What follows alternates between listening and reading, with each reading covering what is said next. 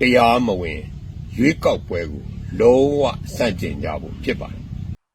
အားလုံးပဲမင်္ဂလာပါတော့ချန်နယ်ကနေပြန်လည်ပြီးမှကြိုဆိုလိုက်ပါလေကျွန်တော်ကနေဟောင်းနေတဲ့ဂျွေကဝဆူရဲ့ဗီဒီယိုလေးကိုပြန်လဲချင်းဆက်ပေးလိုက်ပါလားခင်ဗျာ အားလုံးမင်္ဂလာပါဒီနေ့ဒီဇင်ဘာ9ရက်နေ့ဖြစ်ပါတယ်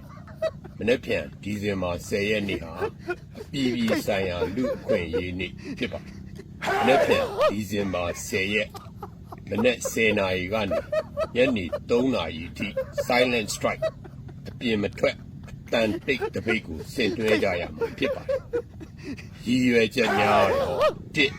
လူလူကောင်းဆောင်ဒေါ်အောင်ဆန်းစုကြည်သမ္မတကြီးဦးဝင်းမြင့်နဲ့တကွနိုင်ငံရေးကျင်းသားများကိုချက်ချင်းလွတ်ပေးဖို့ဖြစ်ပါတယ်နံပါတ်2ကတော့စစ်အုပ်စုရဲ့သူ့အယောင်တရားမဝင်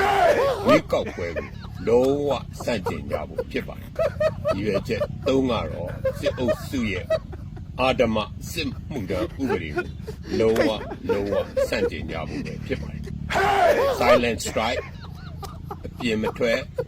အတန်တိတ်တပိတ်ဒီဇင်ဘာ10ရက်မနေ့10နာရီမှညနေ3နာရီထိပြည်သူအားလုံးပါဝင်ဆင်နွှဲကြ